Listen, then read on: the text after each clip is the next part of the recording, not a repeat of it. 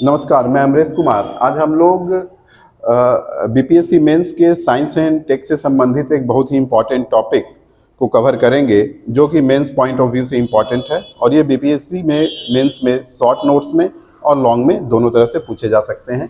ये इसरो के द्वारा लॉन्च किया गया एक सैटेलाइट है, जिसे नाम दिया गया एक्सपोसैट, अर्थात एक्सरे पोलारीमीटर सैटेलाइट। ये क्या करता है? ये जो एक्सरे पोलारीमीटर सैटेलाइट है, ये अंतरिक्ष से आने वाली एक्सरेज का अध्ययन करता है। अंतरिक्ष में जो एक्सरेज आती हैं वो कहाँ से आती हैं, ये जानना जरूरी है हम लोगों को। अगर ये एक्सरेज का अध्ययन कर रहा है तो एक्सरेज कहाँ से आती हैं?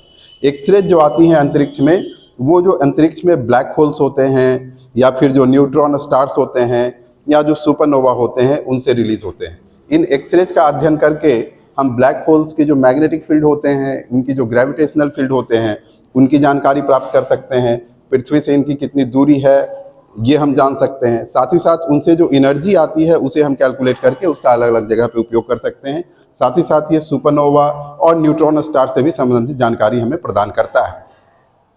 ये एक्सरे पोलारीमीटर सैटेलाइट जो लॉन्च किया गया है, ये भारत के द्वारा लॉन्च किया गया एक्सरे के अध्ययन हेतु पहला पोलारीमीटर सैटेलाइट है। हालांकि इस तरह के सैटेलाइट पहले भी लॉन्च किए जा चुके हैं, जैसे नासा के द्वारा IXME सैटेलाइट लॉन्च किया गया था, जो अभी भी अपना कार्य कर रहा है।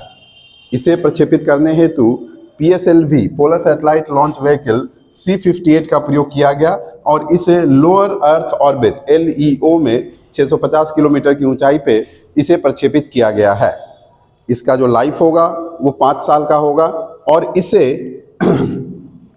इसरो के UR राव सैटेलाइट सेंटर और रमन रिसर्च इंस्टीट्यूट, इन दोनों के द्वारा मिलकर के ये जो एक्सपोसैट सैटेलाइट है, इसे तैयार किया गया है। पहले हम देखते हैं कि इसमें कंपोनेंट्स कौन कौन से हैं। जैसे कि हमने देखा पहले इसका कार्य कौन कौन सा है, तो इसका कार्य है अंतरिक्ष से आने वाली एक्सरेज का अध्ययन करना। इसीलिए इसमें उसी तरह के कंपोनेंट्स लगाए गए हैं, उसी तरह के इक्विपमेंट्स लगाए गए हैं, जो कि अंतरिक्ष से आने वाली एक्सरेज का अध्ययन करेंगे। इसमें जो पहला इंस्ट्रूमेंट है वो है POLIX, पॉलिक्स।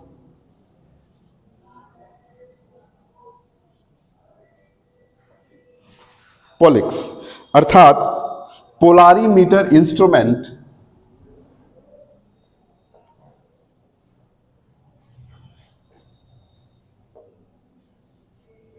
Polarimeter instrument in X-ray. ये जो पोलारीमीटर इंस्ट्रूमेंट इन एक्सरे है, ये 3 यूनिट से मिलकर के बना होता है। वो 3 यूनिट्स कौन कौन से हैं? Collimator, scatterer plus detector. अर्थात ये जो अंतरिक्ष से आने वाली एक्सरे हैं, कॉलीमेटर के द्वारा पहले उन्हें पोलराइज किया जाता है। पोलराइज करने के बाद फिर स्कैटर के द्वारा उनको स्कैटर किया जाता है, और फिर वो जो स्कैटर्ड एक्सरे होते हैं, डिटेक्टर उनको डिटेक्ट करता है। इसके द्वारा क्या जानकारी प्राप्त होती है? मान लीजिए अंतरिक्ष में कहीं से भी अगर एक्सरे आ रहे हैं, चाहे वो ब्लैक होल से आने वाले हों या फिर वो न्यूट्रॉन से आने वाले हों, ये क्या अध्ययन करता है कि ये जो एक्सरेज हैं, उनकी दूरी कितनी है। जब ये यहाँ तक पहुँच रहे हैं, एक्सरे पोलारीमीटर सैटेलाइट तक पहुँच रहे हैं, तो उनकी दूरी कितनी है, और साथ ही साथ किस कोण पर ये इस इंस्ट्रूमेंट तक आ रहे हैं। इससे हमें क्या जानकारी मिलती है कि जो भी एक्सरे एमिटिंग जो पिंड है, उसकी दूरी कितनी है, साथ ही साथ वो किस कोण पे स्थित है। ठीक है। और इसके लिए दूसरा जो इंस्ट्रूमेंट लगाया गया है वो है XSPECT। XSPECT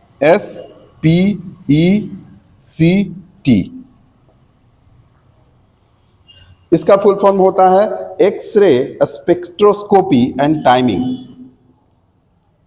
x ray spectroscopy and timing. X-ray spectroscopy and timing क्या करता है? ये जो पोलीमीटर इंस्ट्रूमेंट इन एक्सरेज है, ये एक साथ 40 अलग अलग पिंडों से आने वाली एक्सरेज को डिटेक्ट कर सकता है। उनकी दूरी कितनी है, इनकी जानकारी प्रदान कर सकता है। साथ ही साथ वह किस कोण पे स्थित है, इनकी जानकारी प्रदान कर सकता है। और ये जो XSPECT है, अर्थात एक्सरे स्पेक्ट्रोस्कोपी एंड टाइमिंग है, ये कंटिन्यूअसली जो एक्सरेज आते हैं अंतरिक्ष से, समय के साथ उनमें किस तरह से वेरिएशन आ रहा है, उनकी इंटेंसिटी किस तरह से चेंज हो रही है, उनकी फ्रीक्वेंसी किस तरह से चेंज हो रही है समय के साथ, इन सब चीज़ों का अध्ययन करता है। तो ओवरऑल अगर देखा जाए तो पोलिक्स और एक्सपेक्ट और XSPECT ये दोनों मिलकर के छोटे समय में और लंबे समय अंतराल में भी अलग अलग पिंडों से जो ब्रह्मांड में उपस्थित है उनसे आने वाली एक्सरेज का अध्ययन करता है। इससे हमें क्या जानकारी मिल सकती है, अब हम देखते हैं इससे हमें लाभ क्या प्राप्त हो सकते हैं, इससे हमें क्या जानकारी मिल सकती है।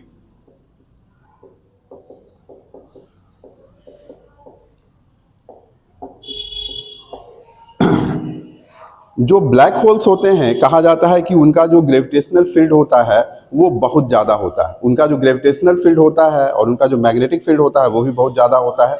उनका ग्रेविटेशनल फील्ड इतना ज़्यादा होता है कि वो अपने से होकर के प्रकाश को भी जाने नहीं देते। उनका ग्रेविटेशनल फील्ड इतना स्ट्रांग होता है कि कहा जाता है कि वो प्रकाश को भी अवशोषित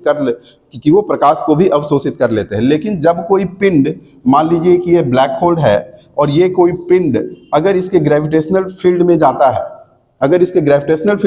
तो चूंकि इसका ग्रेविटेशनल फील्ड बहुत ज़्यादा स्ट्रांग है, इसका ग्रेविटेशनल फील्ड बहुत ज़्यादा स्ट्रांग होता है, इसीलिए वह इसके चारों ओर ऑस्किलेट करने लगता है इस तरह से, इसके स्ट्रांग ग्रेविटेशनल फील्ड के कारण बहुत तेजी से। और जब ये इसके चारों ओर इस तरह से ऑस्किलेट करता है तो इसके द्वारा एक्सरे एमिट की जाती है।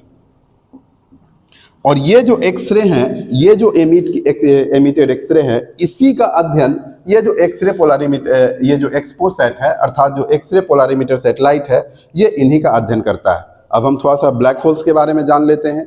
तो ब्लैक होल्स का जो ब्लैक होल्स के बारे में कहा जाता है कि ये हर एक जो गैलेक्सी है मतलब ब्रह्मांड में अगर आप देखें तो गैलेक्सी की तो जो गैलेक्सीज की संख्या है वो बिलियंस में है। और ये माना जाता है कि ब्रह्मांड के हर एक गैलेक्सी के केंद्र में एक ब्लैक होल है। और ये जो ब्लैक होल रहता है वही इस गैलेक्सी को एक दूसरे से बांधे रहता है और गैलेक्सी को टूट करके अलग नहीं होने देता, क्योंकि ये जो ब्लैक होल है इसका जो ग्रेविटेशनल फील्ड होता है वो बहुत ज़्यादा होता है। इसीलिए गैलेक्सी में उसमें उपस्थित जितने भी तारे हैं वो इसके ग्रेविटेशनल फील्ड से बाहर नहीं जा पाते। इसीलिए ये जो ब्लैक होल होता है ये गैलेक्सीज को एक दूसरे से बांधे रहता है। और आने वाले संदर्भ में जो ब्लैक होल्स का अध्ययन है, अभी अगर हम देखें तो इसे आगे बढ़ाने में इस सैटेलाइट की बहुत ही अहम भूमिका होने वाली है। और एक तरह से देखा जाए तो इसरो के द्वारा लॉन्च किया गया ये एक मील का पत्थर साबित हो सकता है, जिसका आने वाले समय में ज़्यादा से ज़्यादा उपयोग करके अंतरिक्ष के बारे में ज़्यादा से ज़्यादा जानकारी हम प्राप्त कर सकते हैं। नमस्कार।